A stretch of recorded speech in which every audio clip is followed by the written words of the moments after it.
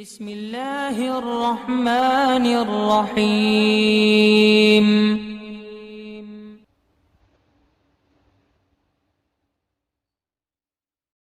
اعوذ باللہ من الشیطان الرجیم، بسم اللہ الرحمن الرحیم۔ ورتل القرآن ترتیلا، صدق اللہ العظیم۔ آج 5 رمضان المبارک ہجری 1441۔ کل 4 رمضان المبارک کو میں نے قرآن کریم کو سمجھ کر پڑھنے کے حوالے سے گفتگو کی تھی کہ فہم قرآن کتنا ضروری ہے۔ یہ اللہ کی مقدس کتاب ہے، ہمارے لیے ہے، تو ہمیں ضروری ہے کہ ہم اسے سمجھ کر پڑھیں۔ یہ گفتگو بھی اسی قبیل سے ہے، لیکن آج کی گفتگو کا عنوان ہے قرآن کریم کو صحیح کس طرح پڑھیں۔ یہ آیت مبارکہ جو میں نے پڑھی ہے، یہ سورہ مزمل کی آیت مبارکہ ہے۔ اللہ قرآن میں ارشاد فرماتا ہے وَرَتِّلِ الْقُرْآنَ تَرْتِیلًا، قرآن خوب ٹھہر ٹھہر کر پڑھو۔ اس کا معنی کیا ہے؟ اس کا معنی یہ ہے کہ اطمینان کے ساتھ اس طرح قرآن پڑھو کہ ہر حرف ایک دوسرے حرف سے جدا رہے۔ جن مقامات پر وقف کرنا ہے یعنی ٹھہرنا ہے ان کا، اور تمام حرکات یعنی زبر، زیر، پیش، دو زبر، دو زیر، تشدید وغیرہ، اور مدات جو مد وغیرہ ہوتے ہیں ان کی ادائیگی کا خاص خیال رکھے۔ آیت کے اخیر میں اللہ نے جو ترتیلا فرمایا تو اس بات کی تاکید ہے کہ قرآن پاک کی تلاوت کرنے والے کے لیے ترتیل کے ساتھ تلاوت کرنا انتہائی ضروری ہے۔ حضرت عبداللہ بن عمرو بن عاص رضی اللہ تعالیٰ عنہ کی ایک روایت ہے کہ نبی کریم صلی اللہ علیہ وسلم فرماتے ہیں کہ قیامت کے دن قرآن پڑھنے والے سے کہا جائے گا کہ پڑھتا جا اور ترقی کی منزلیں طے کرتا جا، چونکہ جنت کے درجے ہیں، بہت درجے بدرجے جنت ہے، اسٹیپ بائی اسٹیپ جنت ہے۔ تو فرمایا جائے گا کہ قرآن پڑھا، تو اسے جتنا قرآن یاد ہوگا پڑھے گا تو جہاں تک یاد ہے وہاں تک پڑھے گا، جہاں رک جائے گا وہیں سے وہ جنت میں داخل ہو جائے گا۔ تو اب یہ تو بہت بڑی خوشخبری ہے، ہر مسلمان کو زیادہ سے زیادہ قرآن یاد کرنا چاہیے تاکہ قیامت کے دن اللہ سبحانہ و تعالیٰ اس کو اعلیٰ سے اعلیٰ جنت عطا فرمائے۔ اب ایک بات تو یہ ہو گئی، اب دوسری بات کہ قرآن کریم کی سمجھ تو ہم یہ سمجھ گئے کہ قرآن کو سمجھ کر پڑھنا چاہیے، لیکن قرآن کو صحیح پڑھنا کتنا ضروری ہے اس پر دھیان دیجیے۔ افسوس، صد افسوس کہ اس پر لوگ دھیان نہیں دیتے ہیں۔ اعلیٰ حضرت امام اہل سنت رضی اللہ تبارک و تعالیٰ فتاوی رضویہ شریف جلد 6 صفحہ 322 پر ارشاد فرماتے ہیں کہ قرآن پاک کو تجوید سے پڑھنا یعنی مخارج کی رعایت کرتے ہوئے پڑھنا، متواتر احادیث، صحابہ کرام، تابعین اور تمام ائمہ کرام کے مکمل اجماع کی وجہ سے حق اور واجب اور اللہ کے دین اور شریعت کا علم ہے۔ اللہ تعالیٰ ارشاد فرماتا ہے وَرَتِّلِ الْقُرْآنَ تَرْتِیلًا، اسے مطلقاً ناحق بتانا کلمہ کفر ہے۔ اگر کوئی کہے کہ یہ حق نہیں ہے کہ قرآن کو تجوید سے پڑھنا چاہیے، مخرج سے پڑھنا چاہیے، تو اعلیٰ حضرت فرماتے ہیں یہ کلمہ کفر ہے۔ پھر آگے ارشاد فرماتے ہیں قرآن پاک کو اتنی تجوید سے پڑھنا فرض عین ہے جس سے حروف صحیح ادا ہوں اور غلط پڑھنے سے بچیں۔ کتنا فرض عین ہے؟ جس سے حروف صحیح ادا ہو اور غلط پڑھنے سے بچے۔ افسوس، صد افسوس، ہزار بار افسوس کہ آج مسلمانوں کا بڑا طبقہ، اہل سنت کا بڑا طبقہ قرآن کریم کو صحیح پڑھنے پر قادر نہیں ہے۔ اللہ اکبر کبیرہ، اللہ اکبر کبیرہ۔ آج ہمارے سنیوں کے گھروں میں جو کیسٹیں وغیرہ بجتی ہے یا جو تلاوت قرآن کی صدائیں آتی ہے وہ بھی بد مذہبوں کی، امام کعبہ کی، امام مسجد نبوی کی، بیرون ملک کے بد مذہب قراء کی۔ کیوں؟ ہماری جماعت میں کال پڑ گیا قراء کا، حفاظ کا، بہترین قاریوں کا۔ تو چونکہ ہم لوگ اپنا پیسہ فقط نیاز، فاتحہ، عرس، دھوم دھام، قوالی بنیادی چیزوں پر نہیں ڈالتے کہ بہترین مدرسے بنائے جائیں اور وہاں سے بہترین حافظ پیدا کیے جائیں۔ آپ کو پتہ ہے مہاراشٹر کے اندر اکل کوبا نام کی ایک جگہ ہے دیوبندیوں کا، جہاں گڑھ ہے، اس نے پورے مہاراشٹر کے چھوٹے چھوٹے دیہاتوں کے اندر، ضلعوں میں، تعلقوں کے اندر مکاتب کا، مدارس کا جال پھیلا دیا۔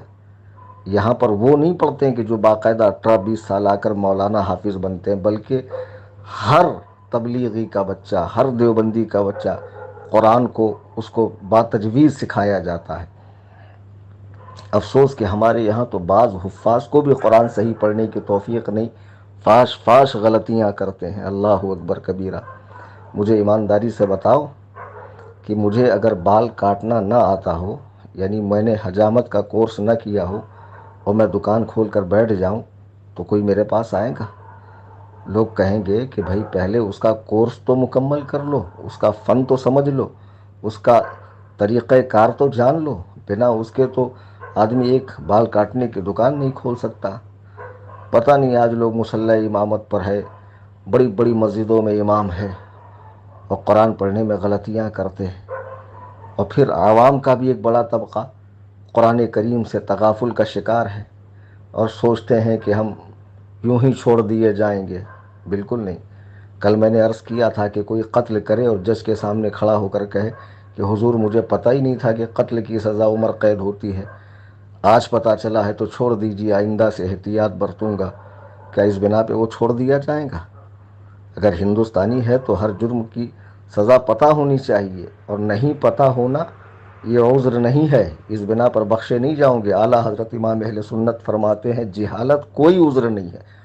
جب اللہ کے نبی نے فرما دیا طلب العلم فریضۃ علی کل مسلم و مسلمہ، علم دین کا سیکھنا ہر مسلمان مرد عورت پر فرض ہے، تو تم نے سیکھا کیوں نہیں؟ یہ تمہاری غلطی ہے۔ تم نے اچھے کپڑے پہنے، تم نے اچھی کمائی کی، اچھی ایجوکیشن حاصل کی، اچھا بزنس سیٹل کیا، بچوں کو اچھے گھرانوں میں شادیاں کروائی، سب کچھ کیا، بنگلو بنایا، ہر چیز اپنی دنیاوی ضرورت کی تم نے پوری کی، اور اس کے لیے جد و جہد کی، تم نے اس کے لیے بھاگ دوڑ کی، خون پسینہ ایک کیا۔ صرف قرآن کا علم سیکھنے میں تم نے غفلت کیوں برتی؟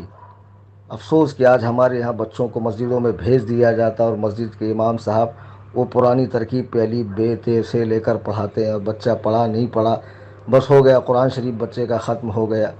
سن لو تو اللہ اکبر کبیرہ، اللہ اکبر کبیرہ۔ حضرت انس بن مالک رضی اللہ تعالیٰ عنہ کا ایک قول امام غزالی رحمہ اللہ احیاء العلوم میں نقل فرماتے ہیں، حدیث نقل کرتے ہیں حضرت انس بن مالک سے۔ وہ کہتے ہیں کہ بعض قرآن پڑھنے والوں پر قرآن لعنت کرتا ہے، بعض قرآن پڑھنے والوں پر قرآن لعنت کرتا ہے، ایسے بھی پڑھنے والے ہیں جن پر قرآن لعنت کرتا ہے۔ تو اچھا، اس میں تعمیم ہے، یعنی یہ حکم عام ہے، اس میں 3 طرح کے لوگ شامل ہیں۔ ایک وہ جو قرآن کو تجویز سے نہیں پڑھتے، دوسرے وہ جو قرآن کے احکام پر عمل نہیں کرتے، تیسرے وہ جو قرآن کے معنی و مفہوم کو بدلتے ہیں۔ یہ تینوں طرح کے لوگ اس کے اندر شامل ہیں۔ اب دیکھو اعلیٰ حضرت امام اہل سنت رضی اللہ تعالیٰ نے تو اتنا علم سیکھنا قرآن پاک کا، اتنی تجویز سیکھنا کہ جس سے حروف صحیح ادا ہو اور غلط پڑھنے سے بچے، فرض قرار دیا، فرض عین۔ آج ہمارے یہاں ماشاء اللہ ایک سے ایک مقرر صاحب مل جائیں گے جو پان پٹی پہ، چائے کی دکان پہ، بازار میں، یہاں وہاں ان کو سنیت سے نکالتے پھر رہے ہوں گے، بڑے بڑے علماء پہ فتاوے لگاتے پھر رہے ہوں گے۔ ان سے سورۃ الفاتحہ سن لیجئے، آپ کو رونا آئے گا۔ افسوس کہ تم اللہ کے قرآن کو صحیح نہیں پڑھ سکتے ہو۔ آپ کو ایک بہت پیارا واقعہ سناتا ہوں۔ حضرت عبداللہ ابن مسعود رضی اللہ تعالیٰ عنہ کوفہ کے اندر ہے، ایک شخص ان کے پاس آتا ہے، قرآن کریم کی آیت انما الصدقات للفقراء کا اس نے مد نہیں پڑھا، انما الصدقات للفقراء پڑھ دیا۔ تو آپ نے کہا تم نے غلط پڑھا۔ تو اس نے کہا کیسے غلطی ہوئی؟ عبداللہ ابن مسعود نے کہا کہ میں نے اللہ کے رسول صلی اللہ تعالی علیہ وسلم کو اس طرح پڑھتے ہوئے دیکھا ہے، انما الصدقات للفقراء۔ دیکھو وہ برداشت نہیں کر رہے ہیں صحابی رسول کے کوئی اس طرح قرآن پڑھے جس طرح نبی نے نہ پڑھا ہو، تو ان کو برداشت نہیں ہے۔ اسی طرح پڑھو جس طرح رسول کریم صلی اللہ تعالی علیہ وسلم نے پڑھا ہے، اسی طرح پڑھو جس طرح اللہ سبحانہ و تعالی نے نازل فرمایا ہے، اسی طرح پڑھو جس طرح حضرات صحابہ نے پڑھا ہے۔ قرآن پڑھنے پر محنت کیجئے، کوئی بڑی بات نہیں ہے، 6-7 ماہ کے اندر آپ قرآن کو صحیح پڑھ سکیں گے۔ آپ کو معلوم ہے صحیح قرآن نہ پڑھنے سے کیا کیا فساد ہو سکتا ہے؟ پہلے اعلیٰ حضرت امام اہل سنت کا ایک فرمان سن لیجئے، پھر میں آپ کو بتاتا ہوں۔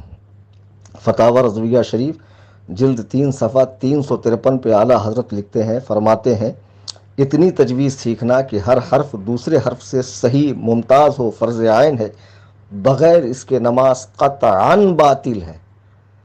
جی، عوام بیچاروں کو تو جانے دیجئے، فرماتے ہیں کہ خاص کہلانے والوں کو دیکھیے، فرماتے ہیں کہ عوام کو تو جانے دیجئے، خواص کہلانے والوں کو دیکھیے کہ کتنے اس فرض پر عمل کرنے والے ہیں۔ پھر خود فرماتے ہیں کہ میں نے اپنی آنکھوں سے دیکھا اور اپنے کانوں سے سنا۔ کن کو سنا؟ فرماتے ہیں علماء کو، مفتیوں کو، مدرسوں کو، مصنفوں کو، کہ قل هو اللہ احد میں احد کو احد پڑھتے ہیں، اور سورہ منافقون میں یحسبون کل صیحۃ علیہم میں یحسبو پڑھتے ہیں، یحسبو۔ یہ فرماتے ہیں اعلیٰ حضرت، آگے کئی مثالیں اعلیٰ حضرت نے دی۔ فرماتے اب کیا شریعت کی ان بے پروائیوں کے سبب اپنے احکام منسوخ کر دیں گی؟ نہیں۔ آگے فرماتے ان الحکم الا للہ، حکم تو صرف اللہ سبحانہ و تعالیٰ کا چلے گا، حکم صرف اللہ کا مانا جائے گا۔ کیا لوگوں کو پڑھنا نہیں آتا اس لیے چھوڑ دیا جائے گا کہ نہ پڑھیں، محنت نہ کریں؟ محنت نہ کریں، چھوڑ دیں؟ جی نہیں، بالکل نہیں۔ اب دیکھیے قرآن کریم جو لوگ تجویز سے نہیں پڑھتے ہیں اس میں 2 باتیں ہوتی ہیں۔ 2 باتیں کیا ہوتی ہیں؟ یا تو وہ لہن جلی کر جاتے ہیں یا لہن خفی۔ تو زیادہ تر لوگ تو لہن جلی ہی کر دیتے ہیں۔ تو لہن جلی سے کیا ہوتا ہے؟ بعض اوقات نماز نہیں ہوتی ہے، نماز ہی نہیں ہوتی ہے، اور پھر ایسا پڑھنا حرام ہے۔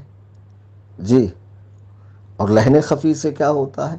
نماز تو ہو جاتی ہے لیکن مکروہ ہوتی ہے، اور اس طرح پڑھنا مکروہ ہے، اس طرح پڑھنا مکروہ ہے۔ اس کی میں مثال دیتا ہوں کہ لہن جلی کیا ہے، لہن خفی کیا ہے۔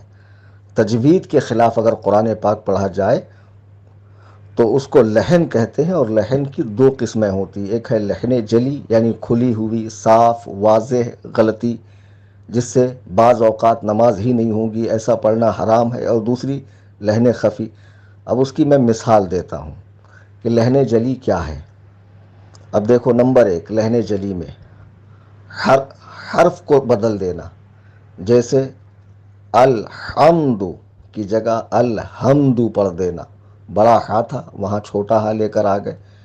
حرکت، زبر، زیر، پیش وغیرہ کو بدل دینا، جیسے انعمتا کی جگہ انعمتو پڑھ دینا، تا پہ پیش کر دینا۔ متحرک کی جگہ ساکن، یعنی کوئی زبر زیر پیش تھا تو وہاں سے وہ ہٹا کر اس کو ساکن کر دینا، جیسے انشاہا کی جگہ انشاہا پڑھنا، یا کہیں ساکن تھا تو وہاں پر حرکت دے دینا، جیسے خلقن میں لام ساکن تھا تو کوئی خلقن پڑھ دے۔ نمبر 4 حرفوں کو گھٹا دینا، جیسے کوئی حرف کو گھٹا دینا، جیسے لم یولد کو لم یولد پڑھ دینا، اس میں سے واو نکال دینا، یا حرف کو بڑھا دینا، جیسے لم یلد ہے تو کوئی لم یلید پڑھ دے، یہاں یہ کو بڑھا دے۔ نمبر 5 مشدد حرف کو مخفف، جیسے کوئی حرف مشدد ہے اس پر تشدید ہے تو تشدید والے حرف کو ڈبل پڑھتے ہیں، تو کوئی وہاں سے تشدید ہٹا دے، جیسے ایاکا کو ایاکا پڑھ دے، یا جہاں پر تشدید نہیں تھی وہاں بڑھا دینا، جیسے ازلما کو الظلما پڑھ دینا۔ یہ لہن جلی ہے، ایسا پڑھنا حرام ہے، بہت صورتوں میں اس میں نماز فاسد ہو جاتی ہے۔ اب چھوٹی غلطی کیا ہے؟ جو صفات محسنہ یعنی جو قرآن پڑھنے میں حسن پیدا کر دیتی ہے اس کے خلاف غلطی کرنا، اور یہ مکروہ ہے۔ اب جیسے ربکا میں را جو ہے نا، رے جس کو کہتے ہیں آپ لوگ، را وہ پر ہے تو کوئی اس کو باریک پڑھ دے، ربکا۔ باللہ میں لام کیا ہے؟ باریک ہے تو کوئی باللہ پڑھ دے، باللہ، تو یہ لہن خفی ہے۔ اب کہیں پر اظہار ہے، حروف اظہار حلقی جو ہے، اظہار حلقی کے حروف 6 ہے، تو کہیں اظہار کرنا ہے تو کوئی غنہ کر دے، جیسے عذاب علیم، تو کوئی اس کو عذاب علیم پڑھ دے، ناک میں آواز لے جائے، یا پھر جہاں پر اخفا کرنا ہے جیسے یتیما فآوا، یتیما، تو اب یہاں کوئی اظہار کرے یتیمن فآوا، تو یہ لہن خفی ہے۔ اب میں بہت سی جگہ تقریر کرنے جاتا ہوں تو بہت سے اماموں کے پیچھے نماز نہیں پڑھتا ہوں، تو لوگ کہتے ہیں دیکھو مفتی صاحب نماز ہی نہیں پڑھتے۔ اللہ کے بندوں، امام میں جو شرائط ہونی چاہیے نا، وہ ہمیں پتہ ہے۔ اس کو مسائل کا صحیح علم ہونا چاہیے، عقائد درست ہونا چاہیے، قرآن کریم صحیح پڑھنے والا ہونا چاہیے۔ اب بہت سی مسجدوں میں ایسے بمبئی جیسے شہر میں بڑی بڑی مسجدوں میں ایسے لوگ منصب امامت پر فائز ہیں کہ قرآن کریم پڑھتے ہیں تو مجھے ان کی حالت پر رحم آتا ہے، جبکہ ہر مسلمان کو اعلیٰ حضرت یہ امام اہل سنت کا یہ فرمان علماء سلف کے اقوال کی روشنی میں گھر سے نہیں ہے، اور کوئی اس کا انکار نہیں کرے گا۔ آج ہم سے زیادہ قرآن خوانی پر، قرآن پڑھنے پر، قرآن فہمی پر زور بد مذہب دے رہے ہیں، اور آج ہمارے لوگ گمراہ ہوتے جا رہے ہیں، چونکہ ہم نے دوسرے مسائل پر زیادہ دھیان دیا ہے۔ اللہ کی اس مقدس کتاب کو جو ہمارے لیے نازل ہوئی، جسے سمجھ کے پڑھنے کا اور صحیح پڑھنے کا حکم، ترتیل کے ساتھ پڑھنے کا حکم دیا گیا، ہم نے اس حکم پر دھیان نہیں دیا، ہم نے اسے بس مردے بخشوانے کی کتاب، تعویذ گنڈوں کی کتاب، ہم نے اسے چھو چھا کی کتاب، قسمیں کھانے کی کتاب، اور کبھی کبھار رمضان میں ایک آدھ پارہ پڑھنے کی کتاب سمجھا ہے، بس اسے ایک مقدس کتاب سمجھا ہے۔ اس کے علاوہ ہم کچھ جانتے ہی نہیں ہے کہ اللہ کی یہ کتاب ہر مسلمان کے دل میں ہونی چاہیے، اسے صحیح طور پہ پڑھنا چاہیے۔ افسوس ہوتا ہے کہ جو جلسوں میں نوجوان بچے نعرہ لگاتے ہیں اور جوش و خروش کے ساتھ وہ سورۃ الفاتحہ تک ٹھیک سے نہیں پڑھ سکتے ہیں۔ اسی درد کے پیش نظر میں نے سوچا ہے کہ رمضان کریم کے بعد ایک صاحب ہیں ہمارے عزیز، انہوں نے مجھے مدرسہ بنانے کے لیے اکسایا کہ اس طرح مدرسہ بنانا چاہیے، تو پھر مجھے بھی خیال آیا کہ نہیں، ایک ایسا مدرسہ ہونا چاہیے جہاں پر جن کو باقاعدہ مولانا حافظ مفتی بننا ہے وہ تو کسی دارالعلوم میں جا کر بن ہی جائیں گے، لیکن ہر مسلمان کو تو اتنا تو سیکھنا فرض ہے کہ اس کی نماز صحیح ہو جائے، وہ قرآن کریم کو صحیح پڑھ سکے اس انداز میں جس انداز میں مصطفیٰ کریم صلی اللہ تبارک و تعالی علیہ وسلم کی زبان اقدس سے ادا ہوتا تھا، ان کی سنت اور پیروی کرتے ہوئے وہ قرآن کو پڑھے۔ تو اس لیے ہم نے سب سے پہلے دھیان دیا ہے کہ ایک مدرسہ ہم بمبئی میں قائم کریں گے، جہاں محلے کے بچے اور پوری بمبئی سے نوجوان بچے اپنے گاڑیوں پر آ کر قرآن کریم کو صحیح کر سکتے ہیں انشاءاللہ، جہاں 2 بہترین قاری رکھے جائیں گے، اور بذات خود میں وہاں پر بیٹھا رہوں گا اور میں خود بھی پڑھاؤں گا۔ انشاءاللہ یہ کامیاب ہوا تو اس کی شاخیں ممبئی کے محلے محلے میں قائم کی جائیں گی، تاکہ کوئی بھی سنی صحیح العقیدہ ہمارا بھائی قرآن کریم غلط نہ پڑھے، صحیح پڑھے، اور کبھی ایسا ہو کہ امام صاحب موجود نہ ہوں تو وہ نماز بھی پڑھا سکے، اتنا قابل ہو جائے وہ، اور قرآن کو سمجھ کر پڑھے۔ پھر اللہ نے توفیق دی، مزید ترقیاں عطا ہوئی، آپ حضرات کا تعاون رہا، تو مکاتب کا یہ سلسلہ فقط ممبئی شہر تک نہیں، all over Maharashtra, all over India تک انشاءاللہ تعالی اس کا جال پھیلایا جائے گا، اور ایک مشن ہوگا کہ اللہ کی اس مقدس کتاب کو، اللہ کے نبی فرماتے ہیں خیرکم من تعلم القرآن وعلمہ، تم میں بہترین وہ ہے جو قرآن کو سیکھے اور سکھائے۔ اللہ کی اس مقدس کتاب کے نور کو ہندوستان کے کونے کونے میں پہنچانے کی کوشش کی جائیں گی۔ اب یہ مدرسہ بنانے کا جو ہم نے عزم کیا ہے، جگہ دیکھ لی ہے، تعمیری کام کرنا باقی ہے، اس کے لیے آپ کا تعاون، آپ کے ساتھ کی بے حد ضرورت ہے۔ میں آپ سے دست بستہ ہوں، عرض کرتا ہوں، ہاتھ جوڑ کے عرض کرتا ہوں، اللہ کے بندو، رمضان کریم کا مہینہ ہے، قرآن کریم کے دعوت کو عام کرنے کے لیے، اس کے نور کو عام کرنے کے لیے آپ میرا ساتھ دیں، میرا تعاون کریں۔ رمضان کریم میں اپنی زکوٰۃ، صدقات، فطرے، فدیے، نذرانے کے طور پر تنظیم سنی جمعیت الاحناف کو دیجیے۔ ایک جانی پہچانی ہوئی تنظیم ہے جس کو آپ جانتے ہیں، جس کی خدمات سے آپ واقف ہے۔ اب یہ مدرسے کے شعبے میں تنظیم قدم رکھنے جا رہی ہے، اور عظیم الشان مدرسہ انشاءاللہ الرحمن، جس میں قرآن کریم کو صحیح طور پر پڑھایا جائے گا، با تجوید، اور ہر سنی کو پڑھایا جائے گا انشاءاللہ الرحمن۔ آپ تعاون کریں، بھرپور تعاون کریں، اپنے مرحومین کے نام سے تعاون کریں، اور زکوٰۃ بھی دیں، صدقات بھی دیں، فطرے بھی دیں، نذرانے کے طور پر دیں۔ جتنا زیادہ تعاون ہوگا انشاءاللہ الرحمن کام جلدی شروع ہو جائے گا اور باقاعدہ مدرسہ بنے گا۔ پھر آپ دیکھیں گے کہ کس طرح مدرسے سے ماشاءاللہ طلباء کو قرآن کریم سکھایا جائے گا۔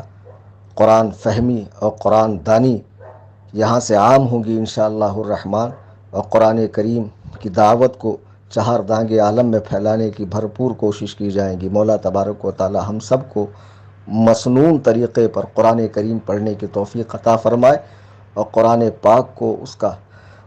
پاک کو جو پڑھنے کا صحیح حق ہے وہ ادا کرنے کی توفیق عطا فرمائے۔ اللہ کے حبیب علیہ السلام فرماتے ہیں دلوں کو بھی زنگ لگتا ہے جیسے لوہے کو زنگ لگتا ہے۔ صحابہ نے پوچھا یا رسول اللہ علیہ السلام، دلوں کا زنگ کیسے دور ہوتا ہے؟ ہمیں یہ تو پتہ ہے کہ لوہے کا زنگ بھٹی سے دور ہوتا ہے، آگ کی بھٹی سے۔ آپ نے فرمایا قرآن کریم کی تلاوت سے۔ رمضان پاک کا مہینہ ہے، قرآن پاک پڑھیے، تلاوت کیجیے، اور صحیح طور پر پڑھنے کی کوشش کیجیے۔ جن کو صحیح طور سے قرآن کریم پڑھنا نہیں آتا، یہ کوئی عذر نہیں ہے، سیکھنا فرض ہے۔ جلد سے جلد کسی عالم دین بہترین قاری کی صحبت میں بیٹھ کر قرآن کریم صحیح کروا لیجیے، اور میرے نمبر پہ رابطہ کریں 9820 672 770 9820 672 770۔ خدا حافظ، فی امان اللہ۔